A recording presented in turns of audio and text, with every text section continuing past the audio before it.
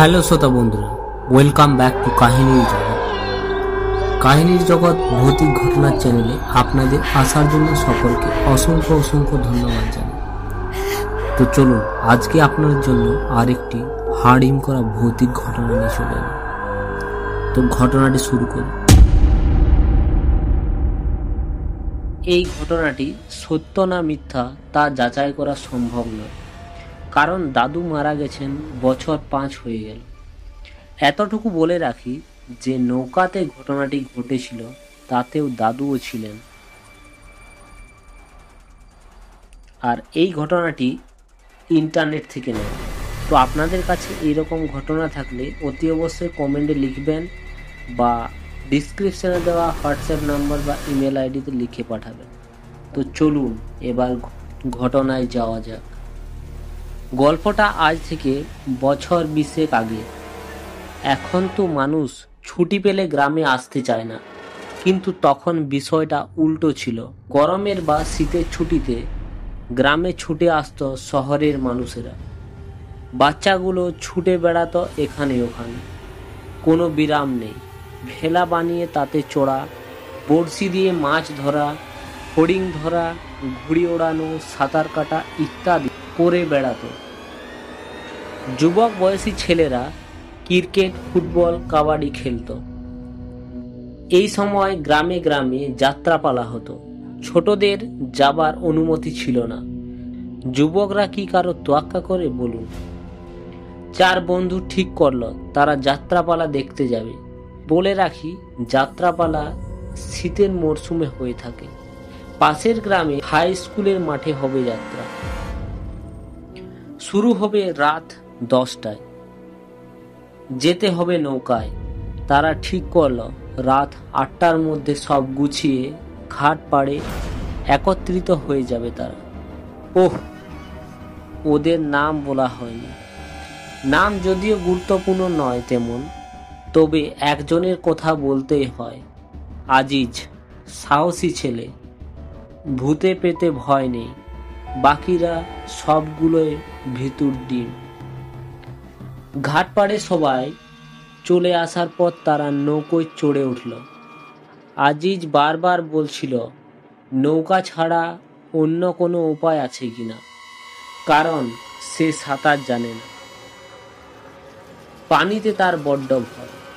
কিছুক্ষণের মধ্যে গানে কবিতায় সব ভয় দূরে কোথাও চলে গেল। তারা যাত্রা দেখে ফিরতে ফিরতে রাত 2টো বেজে গেল। খেয়াল ছিল না ওদের। ফেরার জন্য ঘাট পাড়ে এসে দেখা গেল কোনো নৌকা নেই। কি করা যায় ভাবতে ভাবতে অনেকটা সময় চলে যায়। ঠান্ডায় আর কতক্ষণ বসে থাকা যায়?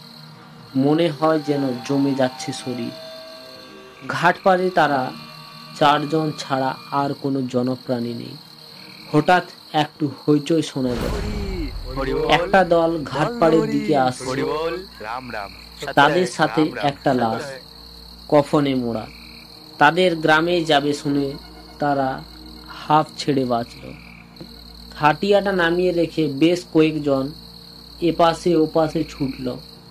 একজন মাঝিকে ঘুম ভাঙিয়ে নিয়ে এলো। সবাই নৌকোয় চেপে বসলো। নৌকা ছেড়ে দিচ্ছে।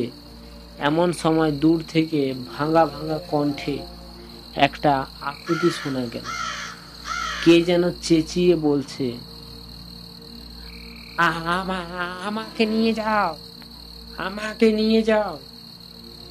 নৌকার লোকেদের মধ্যে একটা গুঞ্জন শুরু হলো।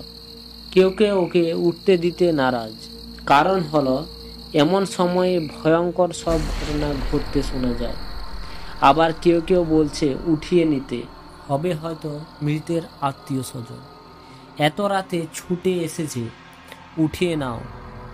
কুজো করে লোকটা মুখটা ঢেকে রেখেছে, চাদরে শরীর মোড়া। এই চাদরে শীত মানার কথা নয়। হেঁচড়ে হেঁচড়ে সে নৌকায় উঠে পড়ল। লোকটা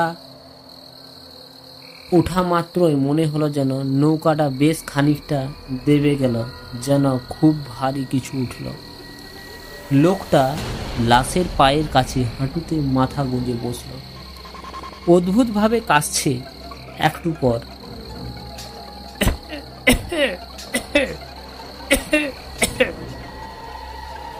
নৌকাটা চালাতে মাঝিকে বেশ বেগ পেতে হচ্ছে।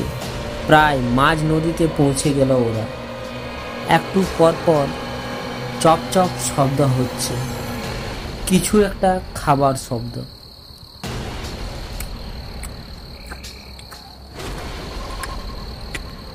এটা শুনে সবাই এপাশ ওপাশ দেখছে। হঠাৎ দেখা গেল কুজো লোকটা লাশের কফন ছেড়ে পায়ের মাংসে দাঁত বসিয়ে দিয়েছে। সে মাংস চিবিয়ে খাচ্ছে। এটা দেখা মাত্রই সবাই নৌকা থেকে জলে ঝাঁপিয়ে পড়তে লাগলো। জল বেশ গভীর, তারপর আবার ঠান্ডা। আজিজ দোটানায় পড়ল। তার জলেও ভয়, নৌকোতেও ভয়। সে জ্ঞান হারিয়ে পড়ল। তার বন্ধুরা তাকে রেখে জলে ঝাঁপ দিয়েছে। নিজে বাঁচলে বাপের নাম। লোকজন সাঁতরে পারে উঠে যেদিকে পারল ছুটে পালালো। গ্রামের লোককে ডেকে তোলে। আজান হবার আগে কেউ নৌকার কাছে যাওয়ার সাহস পায় না। আজিজকে খুঁজতে বের হয় সবাই। বেশ সময় নিয়ে খোঁজা হয়, কিন্তু তাকে পাওয়া যায় না। ভোজবাজির মতো যেন উধা হয়ে গেছে। কোনো পায়ের ছাপও নেই কোথাও। বেশ কয়েকজন নদীতে ডুব দিয়েও খুঁজে দেখল, ফলাফল শূন্য। ভোরবেলায় দেখা গেল লাশটা নৌকাতেই পড়ে রয়েছে। শরীর থেকে খোবলা খোবলা মাংস তুলে নেওয়া হয়েছে। রক্ত মাংসের টুকরা ছড়িয়ে ছিটিয়ে আছে চারিদিকে। নৌকাটা কোনো এক অশুভ শক্তি বলে ভেসে গেছে বেশ কিছু দূরে। কাশফুলের ঝোপের পাশে। সেই কুজো লোকটা নাকি পিশাচেই হয়তো তুলে নিয়ে গেছে আজিজকে।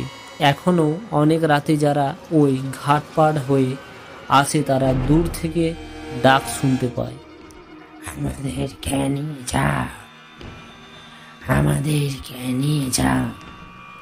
চাদরে মোড়া সেই কুজো লোকটার অবয়ব দেখা যায়। হেঁচড়ে হেঁচড়ে এগিয়ে আসছে এদিকে। সাথে দেখা যায় 15-16 বছরের একটি যুবকের অবয়ব। তার শরীরেও একটা চাদর জড়ানো। ছেলেটার অবয়ব হুবহু আজিজের মতো। তাদের ডাকে মাঝিরা তটস্থ হয়ে পড়ে এবং তারা আল্লাহ নবীর নাম নেয়। জোরে নৌকা ছোটায়। নৌকা কেউ থামায় না। তো হ্যালো শ্রোতা বন্ধুরা, এই ঘটনাটি আপনাদের কেমন লাগলো? যদি আপনাদের কাছে এরকম কোনো ভৌতিক ঘটনা থেকে থাকে তাহলে আমাদের এই ভিডিও ডিসক্রিপশনে দেওয়া হোয়াটসঅ্যাপ নাম্বার এবং ইমেল আইডিতে লিখে পাঠাতে পারেন। তো সবাই সুস্থ থাকবেন, ভালো থাকবেন। দেখা হচ্ছে আপনাদের সাথে এইরকম আরেকটি ভৌতিক ঘটনা নিয়ে।